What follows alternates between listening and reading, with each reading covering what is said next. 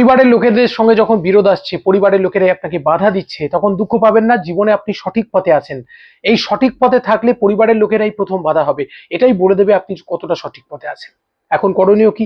বিবাদ, তর্ক, ঝগড়া এগুলো কখনো আলটিমেট শান্তি আনতে পারেনি।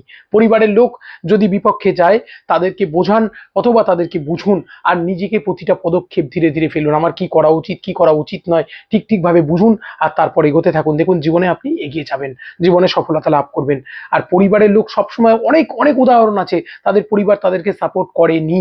বহু বিখ্যাত মনীষী আছেন, ব্যক্তিত্ব আছেন, তার স্বয়ং স্ত্রী, তার স্ত্রী পর্যন্ত তার পাশে থাকেনি, তারপরেও তার একা লড়াই তিনি একা লড়েছেন। এই পৃথিবীটা একার, এসেছিলাম একা, যাবো একা। আর যেটা ঠিক মনে করবেন, হ্যাঁ, কেউ যখন বিরোধিতা করছে, কেন করছে ভালো করে খতিয়ে দেখবেন। নিজের ভুল থাকলে সংশোধন করতে হবে, আর নিজের যদি ভুল না থাকে, যদি তোর ডাক শুনে কেউ না আসে, তবে একলা চলো রে, অন্যায়কে আপোষ নয়। এটুকুই বললাম। দেখা যাচ্ছে পরবর্তী পর্বে আর আপনি একা নয়। আপনি যখন সত্যের পথে চলবেন, সবাই আপনাকে দূর করে দেবে, একা হয়ে পড়বেন, কিন্তু ঈশ্বর আপনার সাথী আছেন। একটু মনের জন্য এগোলেই আপনি পেয়ে যাবেন মিলন স্বর্গ। পরবর্তী পর্বে দেখা হচ্ছে। কথাগুলো ভালো লাগলে প্রত্যেকে ছড়িয়ে দেবেন সকলের মাঝখানে। নমস্কার।